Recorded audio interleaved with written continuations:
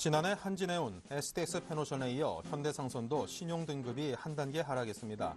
해운업계 전체가 천문학적인 적자는 물론 올해 수천억 원대 회사채 만기 물량 상환마저 겹쳐 그 어려움은 가중되는 상황입니다. 코스피에서 강한 매도세를 보인 외국인의 매도 물량이 지난 6일간 2조 원을 넘어섰습니다. 가장 많이 판 업종은 전기 전자 업종이며 달러화 강세 등이 그 원인으로 꼽힙니다. 지난달 백화점의 해외 유명 브랜드 매출이 전년 동월보다 6.3%나 빠졌습니다. 경기 불황에 자금 여유가 있는 소비자들도 지갑을 닫은 탓이며 매출 감소는 3개월째 이어지고 있습니다. 신종균 삼성전자 사장이 갤럭시 S4 눈동자 인식 기술이 LG의 특허 침해 가능성이 있다는 LG전자의 주장에 대해 전혀 근거 없는 주장이라고 반박했습니다. 이미 눈동자 인식과 관련된 다수의 유사 특허들이 존재하고 있는 것으로 알려지고 있습니다. 네, 시청자 여러분 안녕하십니까. 오늘장 내일장 진행을 맡은 임동석입니다. 오늘 3월 22일 금요일 순서를 시작하겠습니다. 자, 우리 시장이 지금 소폭이나마 상승을 하고 있습니다. 전일 하락했던 것만큼은 아닙니다만 그래도 다시금 상승 쪽으로 방향을 틀었다는데 많은 투자자분들이 좀 안도하고 있을 듯한데요. 지금 현재 시장 상황을 먼저 화면을 통해서 간략하게 정리해 보겠습니다. 네, 먼저 코스피입니다. 장 초반부터 탄탄하게 받쳐주던 우리 증시가 시간이 갈수록 위쪽으로 방향을 틀고 있습니다. 4.74포인트 오르면서 1955포인트입니다. 수급적인 면을 보면요. 외국인은 오늘도 여전히 팔고 있습니다. 하지만 어제보다는 매도 물량이 좀 줄었습니다. 1,570억대이고요. 기관이 그동안 소극적으로 지켜만 보더니 오늘은 650억 가까이 사들였습니다. 개인은 960억 순매수고요. 코스닥입니다. 6.45포인트가 훌쩍 올랐습니다. 다시금 551선으로 550선을 아주 가볍게 탈환을 했습니다. 네, 주체별 매매 동향을 보면요. 역시 외국인은 코스닥에서는 어제에 이어서 오늘도 사고 있습니다. 220억 그리고 157억의 기관의 동시 매수가 눈에 띕니다. 개인만이 팔고 있네요. 원달러 환율 1.1원이 올라서 1116.8원입니다. 네, 현재 상승하고 있는 우리 장, 조금 전 그래프를 보셨지만 코스피, 코스닥 모두 시간이 갈수록 장 후반으로 갈수록 상승폭을 조금씩이나마 키우고 있는 모습입니다. 장 막판까지 그 폭을 최대한 좀 높여주길 기대해 보겠습니다. 자, 1부에서 준비한 주요 내용들부터 봅니다. 애널리스트에게 듣는다 최훈선 차장과 함께 키프로스 악재에 대해서 과민 반응하는 이유는 무엇인지 짚고요. 1분기 실적 시즌이 가시화되고 있습니다. 이익 상향 업종이 지금 주시장의 대안이라고 하는데 그 내용을 듣겠습니다. 그리고 다음 주 시장에 대한 전망과 체크 포인트 알아봅니다. 김영진 대표의 이슈 진단, 종목별 접근은 지금 시장 상황에서 유효한지, 또 시장 분위기가 다소 해소될 전망은 있는 것인지, 달러와 강세, 저가 메리트 인식의 확산이 절실한 시점이라고 하네요. 다음 주를 노려라 박영긴 전문가와 함께 막내 무료통화 도입으로 통신주가 3사 모두 급락하고 있습니다. SK텔레콤에서 치고 나온 막내 무료통화 요금제 때문에 수익성이라든가 그런 부분이 좀 약화되지 않을까 그런 우려감이 반영된 듯한데요. 통신업종에 대한 전망을 풀어보고요. 미국의 신규 주택 지표가 상승 흐름하고 있습니다. 과연 계속 지속될 수 있을지 그리고 고용지표 개선 추세도 지속될지 분석해봅니다. 7일간의 수익 다이어리 조윤석 과장과 함께 P&E 솔루션에 대해서 알아봅니다. 네, 먼저 LIG 투자증권의 투자전략 최훈선 차장님께 들어보겠습니다. 안녕하십니까? 네, 안녕하세요. 네, 자 먼저 오늘 장에 대한 이야기부터 해보겠습니다. 키프로스 악재에 대해서 먼저 이야기를 좀 여쭤보고 싶은데요. 자 오늘 우리 장은 상승하고 있긴 합니다만 이 작은 섬나라인 키프로스에서 들려온 소식 때문에 그래도 아직까지도 불안감은 좀 상존하고 있는 형국이고요. 부정적인 영향을 언제든지 받을 수 있는 그런 상황이라 괜히 좀 불안합니다. 왜 이렇게 그 시장이 이 작은 섬나라에서 들려오는 악재에 민감하게 반응하는 것인지 그 설명부터 들려주십시오. 일단 키프로스 문제가 그 2012년도에 경험했던 소어린 리스크와 같은 상황으로 전개될 가능성은 낮습니다. 낮은 상황인데 글로벌 주식시장 입장에서 보면은 지난해 그 3분기부터 상승 랠리가 진행이 됐었고요. 그에 따라서 차익 실현 욕구가 나올 수 있는 시점이었는데 이러한 흐름이 이제 1분기 실적 모멘텀, 그러니까 실적에 대한 가시성이 이제 4월 달부터 나오기 시작하는데 그런 부분을 앞두고 일부 글로벌 주식시장 입장에서는 차익 실현 모멘텀이 나타났고요. 여기에 이제 주요 배경으로 본다면 달러 캐리라는 큰 틀에서의 자금 흐름의 변화가 일부 청산되는 흐름이 나타났는데요.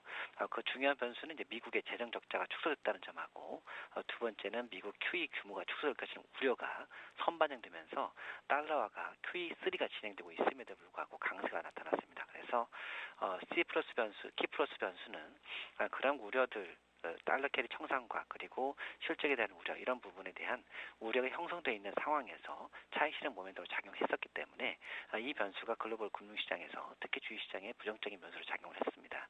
그리고 이제 그 소버린 리스크란 경험적인 측면에서 보면은 다시 그 C 플러스의 주요 채권 국가인 독일이라든지 프랑스 그리고 영국 등에 부정적인 영향을 주지 않을까 하는 우려 변수로 일정 부분 작용했기 때문에 키 플러스 악재의 주시장 글로벌 금융시장이 영향을 받았다고 판단하고 있습니다. 네, 자 이런 이유들로 해서 작은 섬나라임에도 불구하고 주시장에 영향을 주고 있다는 설명을 주셨고요. 자, 외국인의 매도 공세가 수급적인 면에서 상당히 좀 불안합니다. 어제까지 6일 동안에 2조 원이 조금 넘게 팔았다고 하는데, 자 오늘도 좀 팔고 있습니다. 7일째 이어지는 셈인데요. 자, 결국 이 시장이 외국인이 잡고자 하는 방향성에 따라서 결정되는 것인지 앞으로 어떻게 흘러갈 것으로 보십니까? 예, 국내 증시의 방향성은 국내 주식시장에서 가장 높은 비중을 갖고 있는 외국인의 매매 패턴이 방향성을 좌우한다고 보셔도 되겠고요. 그러한 흐름에서 볼 때 가장 중요한 변수가 이제 외국인 매매에서 프로그램 매수 차익 잔고가 청산되는 거냐, 그리고 이 프로그램 매수 차익 잔고 청산과 더불어서 형성되는 알파 변수, 즉 부정적인 알파 변수가 되겠는데요. 주요 변수를 본다면 뱅가드의 벤치마크 변경이 있었고, 그리고 그 FTSE 리밸런싱이 있었습니다. 그래서 이 변수가 프로그램 매수 차익 잔고라는 큰 틀에서 그 매물 부담이 있었는데 이 두 가지 변수가 그 매물 부담에 더 부정적인 영향을 주었다고 판단하고 있고요. 그렇기 때문에 외국인 투자가들이 매도를 했다고 보고 있습니다. 대신 그 지난주 그리고 이번 주까지 본다면 FTSE 리밸런싱 변수가 이번 주에는 어느 정도 일단락이 될 걸로 보고 있습니다. 그래서 다음 주부터는 이제 뱅가드의 벤치마크 변경 정도 하고 그다음에 프로그램 매수 잔고 청산은 이제 베이시스가 관건을 보고 있는데요. 지난 2012년도 11월 달 이후부터 본다면 베이시스 규모가 일시적으로 백오듯이 가더라도 추가적인 매물 청산이 없었는데요. 그 규모가 프로그램 매수장 잔고 규모로 본다면 약 한 3조 5천억 정도 됐습니다. 그래서 다음 주에는 그 프로그램 매수장 잔고 청산이 일정 부분 있겠습니다만 이번 주와 지난주에 비교한다면 매물 부담은 갈수록 경감될 걸로 보여져서 외국인의 매도 공세는 점차적으로 완화될 걸로 보고 있습니다.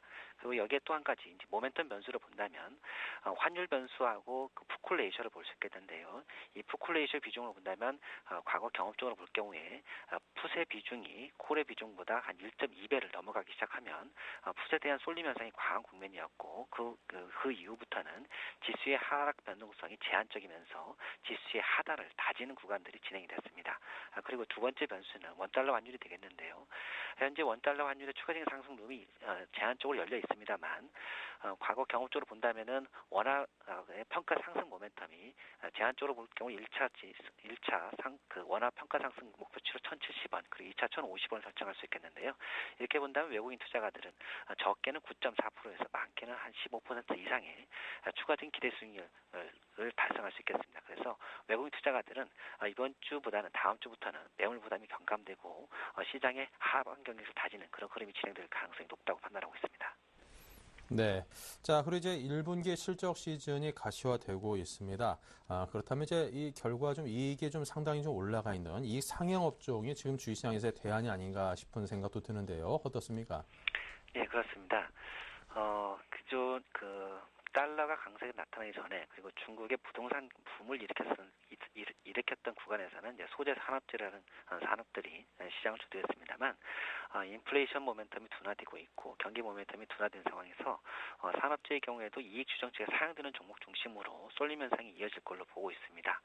그리고 1분기 실적에서 본다면은 한 올해의 경기 순환 측면에서 경기 수축기가 마감되고 회복기에 진입할 걸 보고 있기 때문에 여기에서 경기 순환에서 턴어라운드에 해당하는 산업들이 주목받을 수 있겠는데요.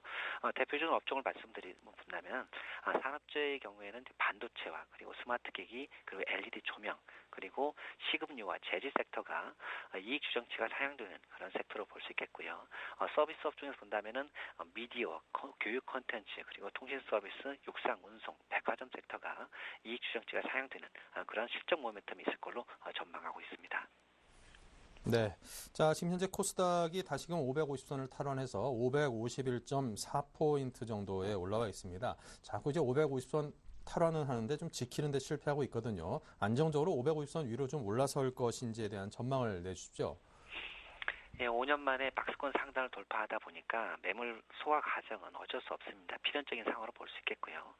대신 앞으로 2분기 그리고 남은 하반기까지 열어두고 본다면 550포인트 돌파는 당연히 진행될 걸로 보고 있습니다.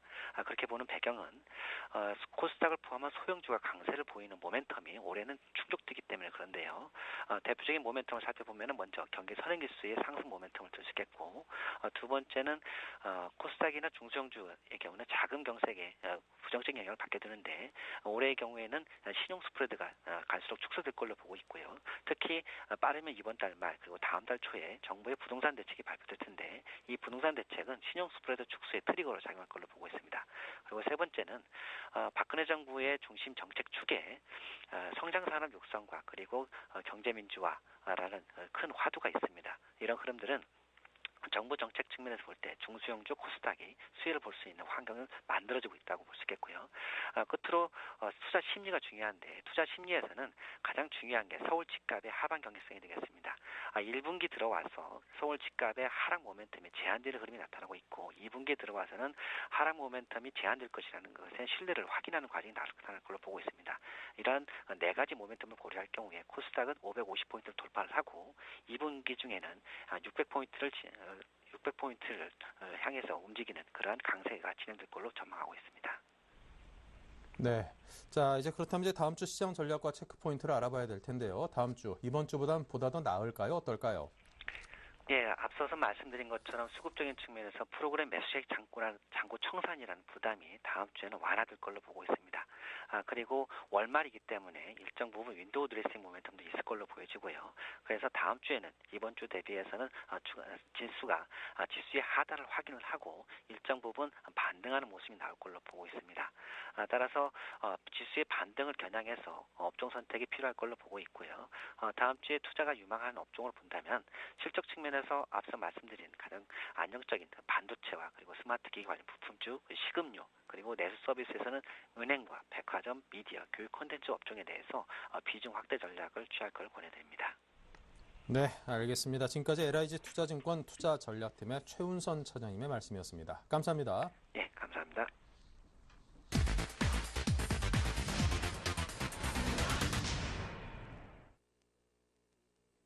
네, 다음 주도 역시 이벤트에 상당히 좀 집중되어 있는 그런 한 주로 평가를 받고 있습니다. 그 무엇보다도 대응이 중요할 텐데요. 자, 우리 증시가 과연 좀 상승이냐 하락이냐 거기서 갈림길에 놓이는 그런 분기점으로 작용될 수 있을지 굉장히 궁금합니다. SBM의 김영진 대표님을 연결해서 다양한 질문에 대한 의견을 듣겠습니다. 안녕하십니까? 네, 안녕하십니까?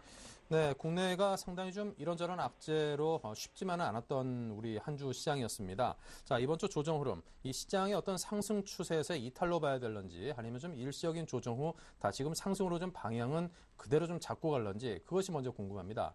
단기 추세는 이탈한 것이 맞다 이렇게 말씀을 드리겠고요.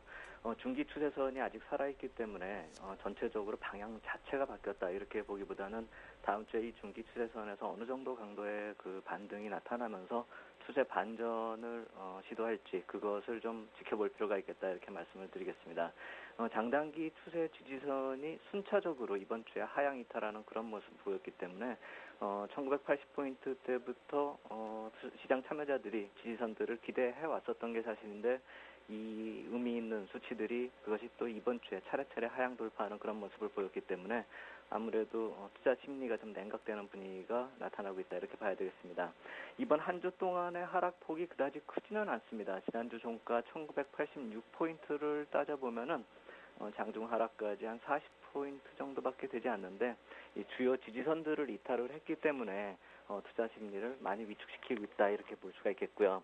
이러한 투자 심리 위축이 된 경우가 있기도 하고 또 어느 정도 지쳐서 이제는 일단 손 놓고 바라볼 수밖에 없는 상황으로 진입하는 그런 경우도 있겠는데 이제 그 반대편에서 현금을 가지고 매수를 생각해 왔던 그 투자자분들도 이 지지선이 과연 이제부터는 어디를 봐야 할지 과연 분위기 반전이 가능할지를 가늠하는 그런 상황이기 때문에 적극적인 시장 참여가 아직 나타나고 있지 않다 이렇게 봐야 되겠습니다.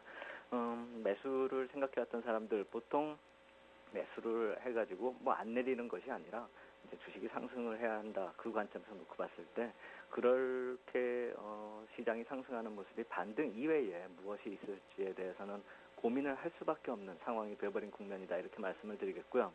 이 1930포인트에서 1950포인트 여기가 중기 지지선입니다. 아까 말씀드린 1970에서 80포인트는 단기 지지선들이 모여있는 그 자리고 한번 주봉상으로 놓고 봤을 때는 이 1930포인트에서 50포인트의 중기 지지선이 이렇게 놓여있다는 것을 살펴볼 수가 있는데요. 그렇다면 이번 주도 그렇지만 다음 주 이 지수대가 다음 지지선으로 어느 정도 지지력을 발휘하는지 이 점을 좀 지켜볼 필요가 있겠다. 그거에 따라서 또 전략을 새롭게 좀 다져나가야 될 필요가 있겠다 이렇게 말씀을 드리겠고요. 하지만 단기 과매도권에 진입했다는 것만큼은 인식을 해야 되겠습니다. 결국 투자는 이탈했지만 단기 매도 과매도권으로 진입했기 때문에 반등이 나타나고 있다. 특히 오늘 같은 반등은 그런 관점에서 좀 해석해 볼 필요가 있어 보이고요. 오늘도 이러한 모습이 만약에 좀 강하게 폭을 키워나간다라고 한다면 바닥을 다져가는 데 있어서 다음 주까지 가지 않고 이번 주말 정도 오늘 같은 경우에 돌려세울 수도 있다라고 생각이 되는데 아직은 좀 폭이 적다 이렇게 말씀을 드리겠고요. 일봉상으로 놓고 봤을 때 이 볼린저 밴드 하단을 하향 돌파한 경우이기 때문에 지금 뭐 추가적인 악재가 없는 상황에서는 반등이 나타나는 게 뭐 자율적으로 나타나고 있다. 이 정도로 해석을 하시는 게 맞겠다 이렇게 생각이 됩니다.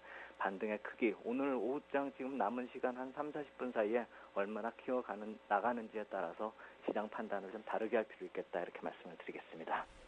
네, 자 종목별로 접근하기도 그다지 쉬운 상황이 아닙니다. 뭐 종목 흐름 자체를 따라잡기가 워낙 좀 쉽지 않은 것 같아서요. 어떻습니까? 예, 맞습니다. 지금 어떤 그 종목별 흐름으로 들어가서도 쉽지 않다라고 말씀을 드릴 수밖에 없는 것이 ADR이라는 지표가 있는데요. 이 등락 비율을 뜻하는 선이죠.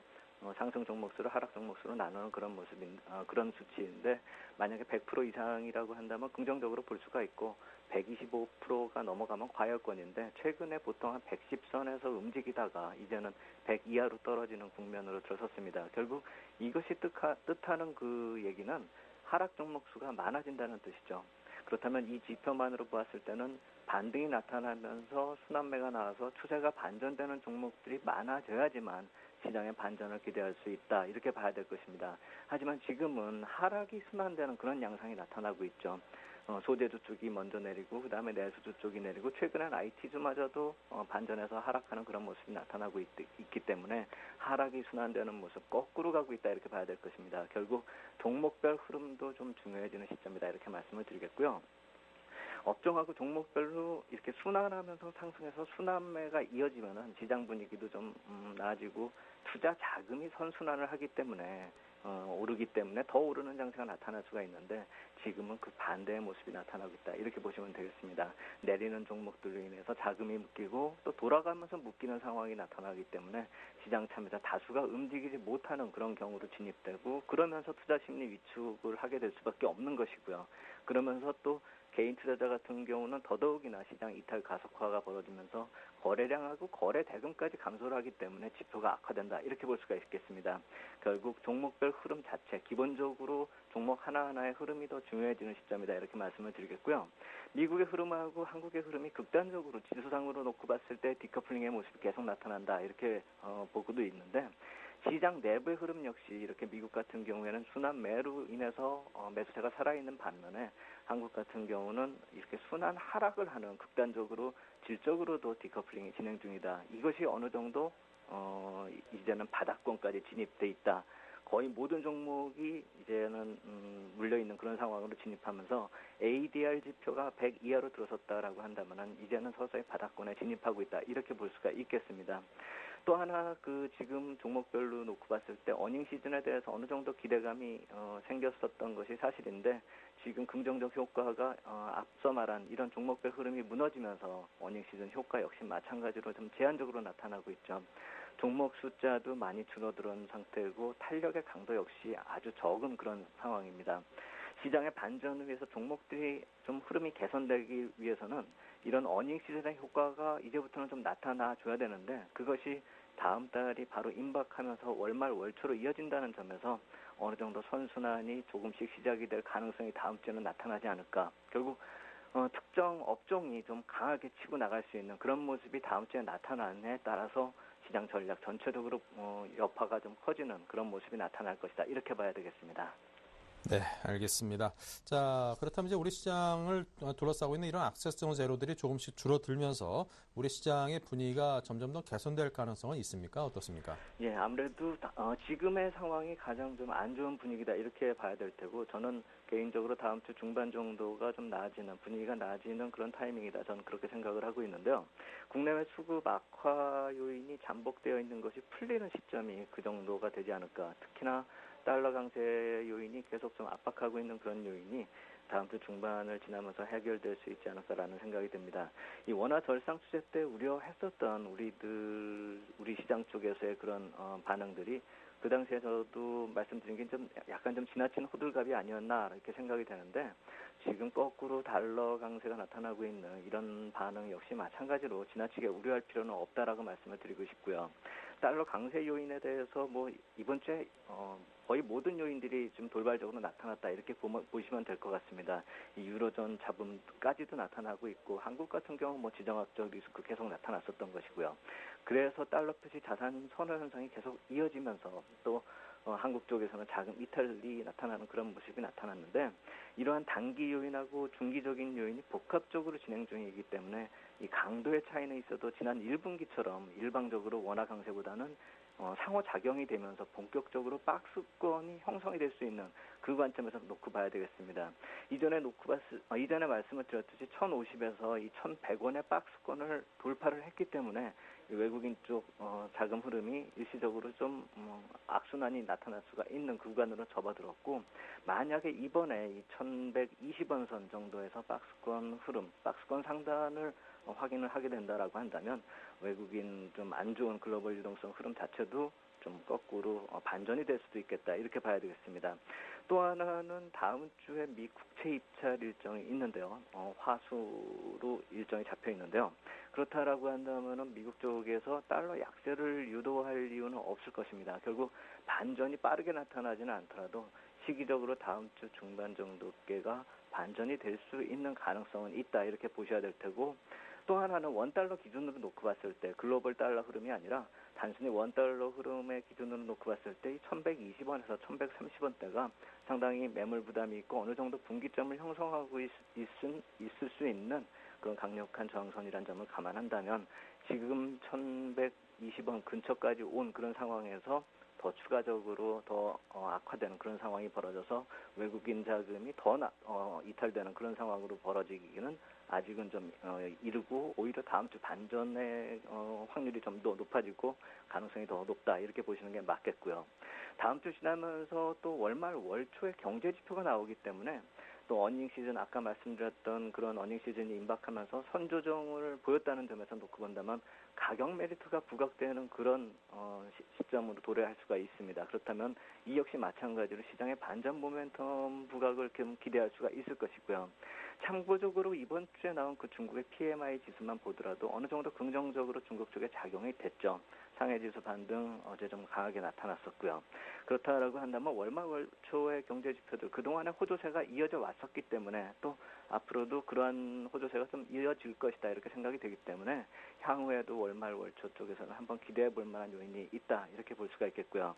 그렇다라고 한다면 3월 말 4월 초 이쪽이 바닥을 형성하는 기간이다 이렇게 볼 수가 있겠고 저는 다음 주 중순부터는 어느 정도 바닥을 잡아가는 모습이 나타날 수 있을 것이다라고 생각이 되고요. 그렇기 때문에 다음 주 중순 이후부터 만들어지는 패턴에 따라서 향후 장세가 더 중요하고 판단의 근거가 될 것이다 이렇게 말씀을 드릴 수가 있겠습니다. 네, 다음 달 중순 정도부터는 이제 바닥을 어느 정도 꾸려나갈 것이다. 그 이후에는 좀 상승 흐름도 기대해 볼 수 있겠다. 이렇게 이해하면 될 것 같습니다. 자, 그렇다면 지금 상황에서는 포트폴리오 어떻게 꾸려 보시는지요? 네, 지난주에 말씀드렸듯이 현금 비중을 약간 좀 늘릴 필요가 있었습니다. 왜냐하면 추세가 무너진 것은 사실이기 때문에요. 그렇기 때문에 현금을 한 30% 정도까지 늘린 모습이고 인덱스 투자의 성격 쪽에서 많이 줄였습니다. IT나 화학산업재, 금융 이쪽을 좀 줄이고 내수주 쪽, 결국 실적 호전주 쪽으로 좀 비중을 높였다 이렇게 보시면 되겠습니다. 왜냐하면 어닝 시즌이 다가오고 있기 때문에 지수가 내릴수록 이쪽 그 내수주 쪽의 비중을 좀 더 높일 필요가 있겠다. 물론 꼭 내수주가 아니라 실적 호전주다 이렇게 보시면 되겠고요. 추세 이탈을 했기 때문에 리스크, 단기 리스크는 관리를 하겠지만 추가적인 하락에서는 매수 시점을 보자 이렇게 말씀을 드리겠고요. 다음 주 방향성이 어느 정도 윤곽이 잡히면은 인덱스 투자도 마찬가지로 좀 병행을 해야 된다라고 봅니다. 이번에 어닝 시즌 대비해서 종목 수가 그렇게 많지가 않고 또 탄력이 크지가 않을 것이다 이렇게 생각이 되기 때문에 지금 지수가 많이 빠져 있는 상태에서는 인덱스 투자도 병행이 돼야 된다라고 생각이 됩니다. 그렇기 때문에 줄여놨었던 IT나 소재나 금융주 쪽도 지수가 만약에 빠져준다라고 한다면은 내수주, 실적 호전주하고 이쪽 인덱스 투자 성격의 업종들하고 한 5대5 비중으로 조절하면서 비중을 포트폴리오 비중을 그 정도로 유지할 필요가 있겠다 이렇게 말씀을 드리겠습니다. 네. 지금 장원 추세 자체는 좀 이탈된 국면이기 때문에 현금 비중을 좀 제고해야 될 필요가 있다. 그래서 30% 정도를 제시를 하셨습니다. 자, 지금까지 SPM의 김영진 대표였습니다. 감사합니다. 감사합니다.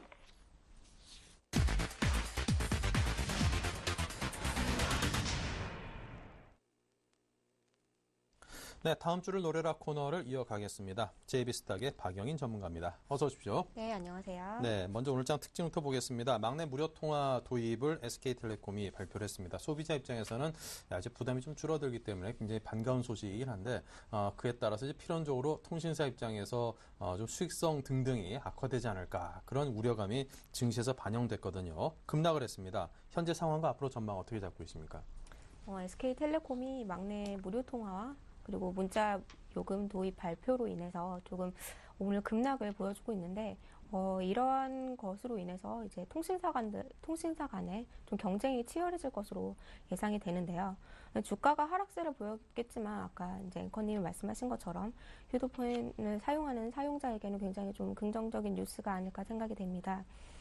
잘 생각해 보면 SK텔레콤이 왜 이러한 그런 요금 도입을 했을까, 발표를 했을까, 이렇게 생각을 해보면, 이 회사가 지금 좀 이익을 창출하는 회사이기 때문에 그냥 냈을 리는 없습니다. 그렇기 때문에 현재 지금 스마트폰 보급률이 60%가 넘는데요. 그거를 사용하는 사람들의 이제 추이를 보면은, 문자 같은 경우에는 일반 문자보다도 오히려 좀 그 SMS보다도 좀 그 카카오톡이나 이러한 메신저 쪽으로 좀 이용을 많이 했었고 그리고 통화 같은 경우에도 일반 통화를 많이 하지만 그래도 요금제, 기본 요금제로 추가로 사용되는 요금제는 그 통신제, 그 통신회사의 그 영업에 그렇게 큰 그 비중을 차지하지 않았었습니다. 그렇기 때문에 이러한 부분들이 그 수익 감소에 대해서 너무 우려할 사항은 아니다. 이렇게 말씀을 드리고 그리고 이런 문자나 통화에 대한 요금의 혜택을 주되 이제는 또 생각해 봐야 될 게 데이터 요금 쪽으로 조금 이제 수익 창출을 기대해 볼 수 있지 않나 이렇게 보고 있습니다. 데이터 사용이나 아니면 지금 부가적으로 좀 사용되는 부가 서비스 쪽에 심혈을 기울이겠다 이렇게 말을 했었는데요. SK 측에서도 그렇기 때문에 단기적인 영업 이익이 조금 훼손이 있을 수는 있겠지만은 장기적으로 좀 보았을 때는 이러한 이제 영업이익이 증가할 수 있는 베이스를 만들고 있는 이런 움직임으로 보입니다. 그렇기 때문에 오늘의 이제 통신주의 하락은 좀 제한적으로 보였고요. 단기 급락으로 보일 수 있기 때문에 한동안은 좀 이제 조정은 있을 수 있겠지만 여기서 반등이 나올 수 있다 이렇게 말씀드리겠습니다. 네, 자, 음성 통화를 막내에서 이제 무료로 하는 것. 어떻게 보면 이제 뭐 시장 자체나 시대 자체가 변하기 때문에 언젠가는 이제 거쳐야 될 아마 그런 변화가 이제 지금 이 시점에서 나왔다. 이런 정도로 이해를 해보면 될 것 같고요. 과연 그 상대 경쟁사들에서는 또 어떤 방식으로 그에 대응을 할지 그 입장도 상당히 주목이 됩니다. 좋은 것들이 좀 많이 나왔으면 좋겠습니다. 자, 이번 주 국내외 악재로 이제 외국인들의 매도세가 상당히 컸습니다. 오늘까지 7거래일째 팔았고요. 2조 원을 벌써 훌쩍 넘어섰는데요. 다음 주는 이 수급적인 측면이 어떻게 될지 전망 내려주십시오. 네, 최근 이제 국내 시장이 글로벌 증시에 비해서 외인의 매도세로 인해서 디커플링 장세가 계속적으로 이루어지고 있는데요. 가장 큰 원인이 이제 살펴보면은 뱅가드 펀드 물량도 있을 것이고, 지난주에 있었던 FTSD 이제 리밸런싱에 따른 외국인의 매도 물량이 자꾸 나오면서 이러한 현상들을 지금 지속시키고 있는데, 앞으로도 우려되는 것이 지금 3월 달에 옵션 만기, 현물 만기일 때 그 넘어온 물량들이 부담이 되고 있는 모습입니다. 그렇기 때문에 지금에서는 좀 현물, 선물 전부 모두 팔고 있는 이런 매도세를 보이고 있는 모습이기 때문에 당분간은 이러한 매도세가 좀 계속적으로 이루어지지 않을까 이렇게 보고 있고요. 그리고 이제 환율 같은 경우에도 좀 그 달러 강세를 보여주고 있기 때문에 외인들이 환차손으로 인한 부담으로 매물이 계속적으로 출회될 수 있는 이런 가능성도 있기 때문에 당분간은 좀 조정 국면 이어질 것으로 보이고, 그리고 외인들이 좀 우리 증시에 매수세를 나타내려고 한다면 어느 정도 그 실적 모멘텀이나 다른 긍정적인 소식들도 있어야 될 거고, 북한발 악재도 조금 내재되어 있는 상황이기 때문에 이러한 이슈들이 계속 잠재되어 있는 한은 외국인의 수급이 지금 바로 들어오기에는 힘들지 않나 이렇게 보고 있습니다. 그렇기 때문에 지금 이번 주 장에서 좀 이런 조정을 보였지만 다음 주 장을 흐름을 좀 짚어드리면, 이러한 조정 자세는 계속적으로 이루어질 수 있지만 지금 장에서는 오히려 위기가 기회가 될 수가 있는 장이 될 수 있습니다. 하락한 종목 중에서도 단기 급락, 낙폭 가대한 종목들이 많이 있는데, 그 중에서도 이제 실적이 긍정적으로 나올 수 있는 종목, 그리고 앞으로 좀 그 모멘텀이 살아 있지만 지금 뭐 외인 매물 때문에 좀 하락한 종목들, 이런 종목들이 많이 찾아볼 수가 있습니다. 제가 예전에 말씀드린 IT 주 중에서도 그런 종목들이 많이 있었고, 그런 종목 중에서도 지금 이제 반등이 조금씩 나오는 종목들도 있습니다. 예로 들어보자면은 IT 주들도 있지만 지금 자동차 주들이 조금 강세를 나타내주고 있는데요. 지수 대비 굉장히 견조한 흐름을 보여주고 있습니다. 다음 주에 한중일 FTA 회의가 지금 예정이 되어 있는데, 그에 의한 이제 관련주로도 자동차주들 긍정적으로 볼 수 있으니 그런 점도 좀 참고하시면서 다음 주 장에 좀 대응해 보시기 바랍니다. 네. 자, 그렇다면 이제 외국인들의 이런 매도 공세는 언제 정도까지 이어질 것으로 봐야 될까요? 제가 봤을 때는 이번 달 말까지는 좀 계속적으로 이런 물량 출회가 나오지 않을까 싶고요.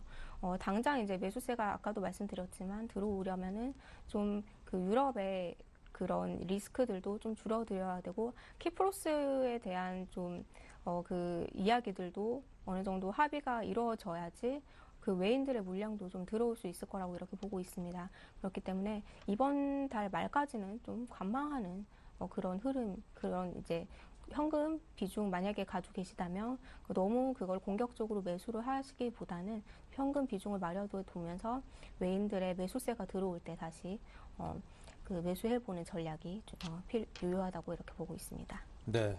자, 그렇다면 단기적으로 코스피, 코스닥 양시장이 이제 예상 밴드대는 어느 정도로 잡고 대응을 해야 되겠습니까? 코스피 같은 경우에는 지금 차트를 살펴보시면은 네. 121선을 지금 하회에서 내려와 있는데요. 전저점 부분까지는 한번 또 바닥을 한번 이 전저점 부분까지 내려올 수는 있다고 저는 판단이 됩니다. 그래서 외인들의 물량이 좀 계속적으로 나오게 된다면 전저점까지는 좀 하락할 수 있으나, 여기서는 더 하락하지는 않고 여기 이제 전저점을 지지점으로 삼아서 재차 이제 121선 반등을 이어줄 것으로 보고 있고요. 그렇기 때문에 코스피 같은 경우에는 저는 한 1930선에서 1961선 부근인 1985선까지 이렇게 좀 이번 달 말까지 만약에 반등이 나와준다면 1985선까지 나와줄 것으로 보고 있고요. 코스닥 같은 경우에는 코스피보다는 굉장히 코스닥이 강한 흐름을 나타내주고 있는데요. 오늘도 1.2%나 상승하는 지금 흐름을 보여주고 있습니다. 지금 기관의 매수도 좀 코스닥 쪽으로도 많이 매기가 기운 상황인데요.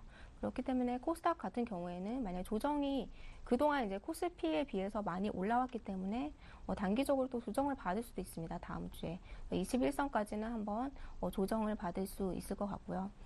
그렇기 때문에 코스닥 같은 경우에는 21선이 540에서 한 550선 이 선에서 좀 횡보세를 그리지 않을까 이렇게 판단이 됩니다.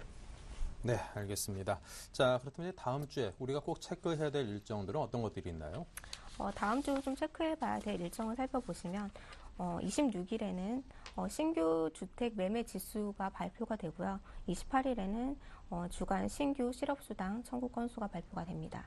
네. 자, 이 미국의 경제 지표의 호조세는 좀 지속되고 있는 그런 양상인데요. 신규 주택 관련 지표도 지금처럼 상승 흐름을 계속 지속할 걸로 보십니까? 계속적으로 저는 좀 상승세를 나타내지 않을까 이렇게 보고 있는데요. 저번 주에도 제가 주택 지표에 대해서 좀 한번 언급을 드렸었는데 19일 발표한 미국의 기존 주택 판매 건수가 3년 만에 최대치를 기록을 했다고 이렇게 발표가 됐는데 이로 인해서 좀 계속적으로 주택에 대한 그 수요가 들어오고 있는 것으로 보아서 앞으로 조금 상승세는 조금 더 이어지지 않을까 이렇게 보고 있고요.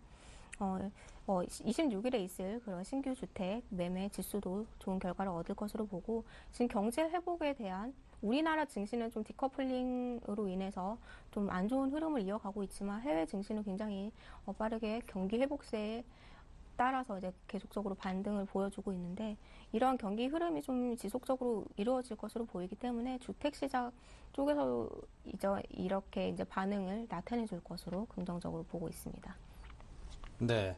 자, 그다음 다음 일정 보겠습니다. 미국의 고용 개선 추세 역시 슬슬 좀 개선이 되는 그런 분위기인데요. 자, 이런 분위기가 좀 계속 지속돼줬으면 좋겠습니다. 어떨까요? 미국 지난주 신규 실업수당 청구 건수가 이제 발표가 됐는데 소폭 증가했지만 예상치보다 하회했다 이렇게 발표를 나타냈는데요. 신규 실업수당 청구 33만 건으로 이제 2개월 내 최저치를 기록을 했다고 합니다. 그렇다고 한다면 지금 이제 계속적으로 고용에 대한 기업들이 해고를 하지는 않고 이제 고용을 하기 위한 움직임이 계속적으로 나타나고 있다 이렇게 볼 수 있기 때문에 이러한 고용 추세는 지금 이제 막 살아나고 있는 시점이기 때문에 계속적으로 이루어지지 않을까 이렇게 보고 있습니다. 네. 신규 주택 그리고 고용 개선 등등 고용 지표 등등 이 두 가지 지수가 상당 부분 개선이 되고 있기 때문에 미국 경제가 상당히 활력을 좀 찾을 것 같다라는 그런 기대감도 갖게 되고요. 한 언론 지상에 실린 그 미국 어떤 전문가 그 이야기를 들어보니까 올 여름까지 주택 가격이 어느 정도 좀 올라주면은 아주 큰 상승 사이클로 들어가는 그런 국면에 진입할 수도 있다. 이런 전망도 내놨으니만큼 이 부분도 여러분께서 살펴서 잘 보셔야겠습니다. 자, 근데 이제 고용 여건이 이렇게 개선이 되다 보면은 경제 여건이 좀 좋아지고 얼마 전에 FOMC 회의에서는 이제 채권 매입을 지속을 해서 양적 완화 정책을 지속하겠다 이런 기조를 이어가겠다는 의견을 밝혔거든요. 네. 고용 여건이 좀 좋아진다라면 양적 완화 정책에 대한 어느 정도 축소 내지는 뭐 출구 전략 등등 그런 것들도 좀 예상을 해야 될까요? 아니면 아직 그럴 필요까지는 없을까요? 제가 저번 주에도 한번 말씀을 드렸던 것 같은데 그 양적 완화에 대한 축소 시기는 점차적으로 좀 가까워지고 있다 이렇게는 볼 수 있겠지만 지금 당장 걱정할 이런 문제는 아니라고 보고 있습니다. 지금 미국이 계속적인 경기 지표에 대한 긍정적인 이런 지표를 내놓고 있지만 이게 회복세이지 완전히 회복됐다 이렇게 볼 수는 없기 때문에 고용 지표도 이제 막 살아나기 시작한 그런 시점이기 때문에 앞으로 좀 더 회복을 해야 그때서야 이제 양적 완화를 중지를 하면서 그 선순환이 될 수 있는 이런 방향성을 찾을 수 있을 텐데 지금 당장은 그게 좀 빠르다고 생각을 하고 있고 앞으로 좀 더 양적 완화에 대한 그 기대를 너무 하지는 않되 너무 앞질러서 걱정하는 거는 좀 안 좋다고 보고 있습니다. 네. 자, 그럼 이제 종목에 대한 이야기로 넘어가 보겠습니다. 신규 추천 종목 어느 종목을 보십니까? 저는 기아차를 가지고 나왔는데요. 제가 아까 좀 전에도 말씀드렸듯이 자동차주를 굉장히 긍정적으로 볼 수 있다 이렇게 말씀을 드렸는데 오늘 구로다 BOJ 신임 총재가 경기 부양책을 발표를 하면서 엔화 약세에 대한 이야기들이 나오기도 했었습니다. 하지만 예상과는 달리 엔화가 강세를 나타내고 있는데요. 지금 이 기아차 같은 경우에는 이런 환율에 대한 문제 때문에도 굉장히 급락을 많이 했습니다. 그렇기 때문에 지금 선반영되었다고 이렇게 볼 수가 있겠고요. 환율이 지금 안정 기조를 계속적으로 이어주려는 움직임이 있기 때문에 이러한 급락에 대한 반등이 한번 나올 수 있는 이런 종목이고, 지금 현재 자동차에 대한 수요는 많은데 공급이 좀 부족한 상황이라고 합니다. 근데 최근에 이제 광주 공장의 주말 특근 합의가 이루어졌다고 하고, 추후 다른 공장들도 계속적으로 이제 그 주말 특근에 대한 합의가 이루어질 것으로 이렇게 예상이 되고 있습니다.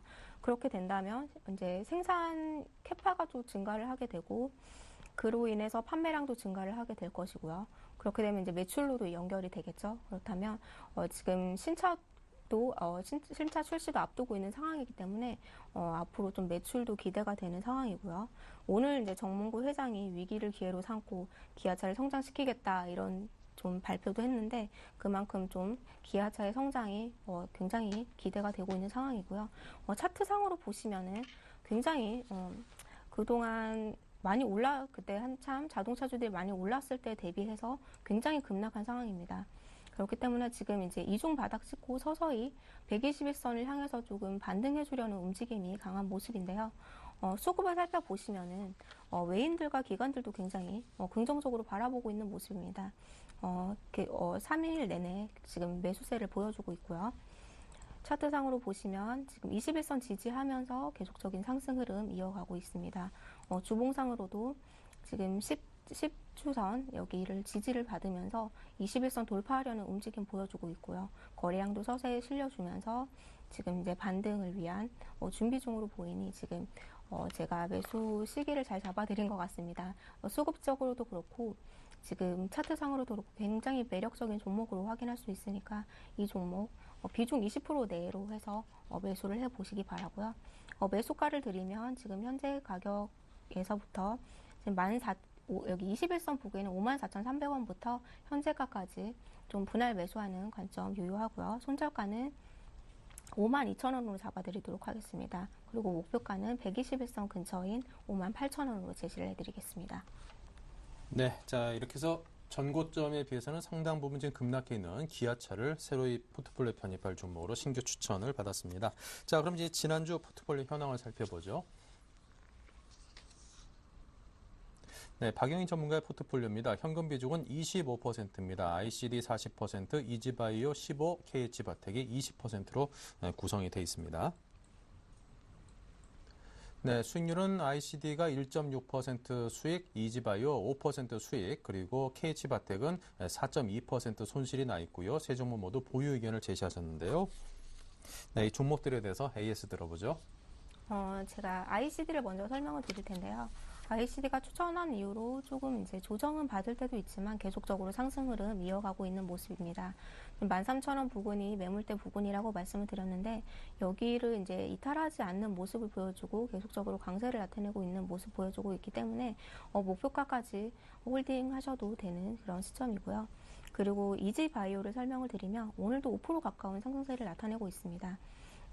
제가 한번 눌림목에 매수를 해보셔도 괜찮다 저번 주에 말씀을 드렸는데, 한번 또 매수를 할 수 있는 그런 기회도 있었습니다. 그렇기 때문에 지금 수익권인 이지바이오 3,700원이 목표가이기 때문에 목표가까지는 보유하시고 가져가시기 바라고요. 그리고 KH바텍 같은 경우에는 제가 추천한 이유로 그 외인들의 이제 매도 물량으로 인해서 조금 21선 이탈하는 흐름을 보여줬는데요. 예전에 12월 달 흐름을 보시면은 한번 21선 이탈을 하고 바로 21선 회복을 해주면서 상승세를 이어갔었습니다. 그렇기 때문에 지금 이 흐름도 눌림목 구간이라고 볼 수 있겠고요. 오늘도 21선 이렇게 회복하는 흐름 보여주고 있기 때문에 다음 주에는 21선 돌파하는 흐름 보여줄 것으로 예상되기 때문에 현재 구간에서는 매수도 가능한 구간이라고 판단이 되고요. 제가 저번 주에 제시해드린 그 금액, 그 매수가, 손절가, 목표가 그대로 가져가도록 하겠습니다.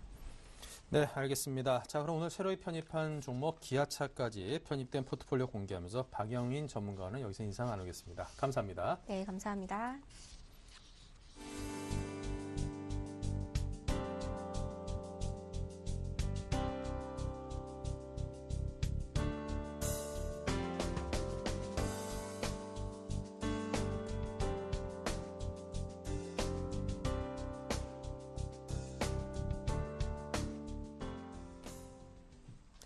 네, 7일간의 수익 다이어리 코너 이어가겠습니다. 먼저 지난주 수익률 체크입니다.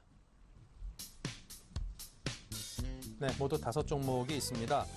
두 종목이 현재 손실이 나 있습니다. JNK 히터가 마이너스 1.3, 이지바이오가 마이너스 0.1% 손실이고요. 나머지 3종목은 올랐습니다. 루멘스 4.5, 액트 1%, LB세미콘이 2% 올라 있습니다. 네, 이 전문가들 가운데 SK증권 역산 PIB 지점의 조윤석 과장을 연결하죠. 안녕하십니까? 네, 안녕하십니까? 네, 지난주에 LB세미콘 말씀하셨는데 잘 오르는 듯 하더니 오늘은 좀 소폭 한 1.67% 지금 하락을 했습니다. AS를 부탁드리죠. 네, LB세미콘 같은 경우 지금 단기적인 상승폭에 대한 계속적 조정이라고 좀 생각하고 있고요. 지금 단기 상승을 노리고 들어왔던 그 물량들에 대한 실망물의 추세라고 보고 있습니다. 지금 전혀 기업 가치 내부에 대해서는 변화가 없는 상황이고요. 오히려 LG 관련 업체들에 대해서 주목을 해야 된다. 이런 지금 시장 기류가 형성이 되고 있기 때문에 저는 계속적으로 홀딩 의견 전해드리도록 하겠습니다. 네, LB세미콘 소폭 하락하긴 했지만 여전히 홀딩을 말씀하셨습니다. 자, 그럼 한 주간 수익 낼 신규 종목은 어디입니까? 네, 2차전지 산업 관련해서 후공정 업체입니다. P&E 솔루션 들고 나왔습니다. 네, 자 설명을 주시기 바랍니다. 네, P&E 솔루션 같은 경우는 2차전지 라인을 까는데 대표적으로 후공정 장비 업체라고 보시면 될 것 같고요. 제품은 사이클로나 포메이션 같은 걸 들 수가 있겠습니다.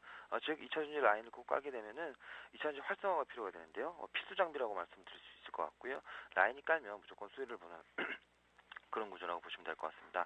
특히 P&E 솔루션 같은 경우는 국내에서는 경쟁자가 사실상 없는 상황이고요. 해외 쪽 일부 업체가 있지만은 국내 라인의 투자에 대한 국내 대형사들에 대한 그런 독보적 그리고 국내화 내재화를 시키려는 그 의지 때문에 계속적으로 매출액이 좀 상승하는 추세에 있다고 보시면 될 것 같습니다. 전반적으로 보시면 2차전지 수요는 지속적으로 성장하신 건 누구나 다 아실 수 있는 상황일 겁니다. 스마트 기기는 계속적으로 확대될 것이고 또 전기자동차 시대가 볼트에서 좀 실패를 했었지만 이제는 개화될 시기가 점점 다가오고 있다. 그렇게 보시면 될 것 같고요.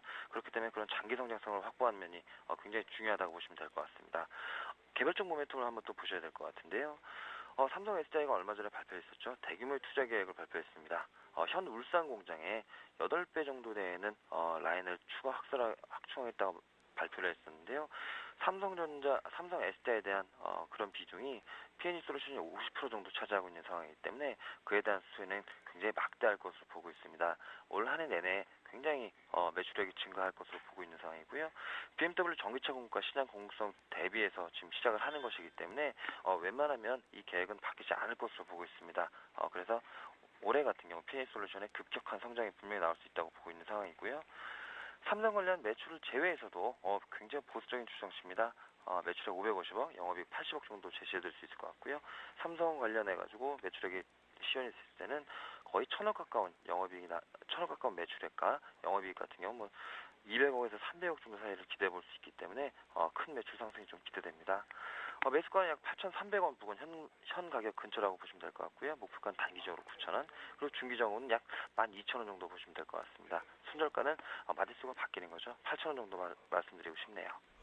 네, 알겠습니다. P&E 솔루션, 삼성 SDI가 이 모니터 등등 생산하다가 이제 갑자기 2차 전지 업계에 뛰어들 때만 해도 파나소닉, 산요 등등 일본 업체가 꽉 잡고 있는 시장이었는데 저게 될까 싶었는데 벌써 이제 세계 1위자를 확고히 지금 굳히고 있죠. 그와 관련해서 장비 관련해서 앞으로도 상당 부분 매출이라든가 수익 등등이 개선될 가능성이 있으니만큼 이 종목에 대해서 꼭 잘 살펴봐야겠습니다. 자, 지금까지 조윤석 과장이었습니다. 감사합니다. 네, 고맙습니다.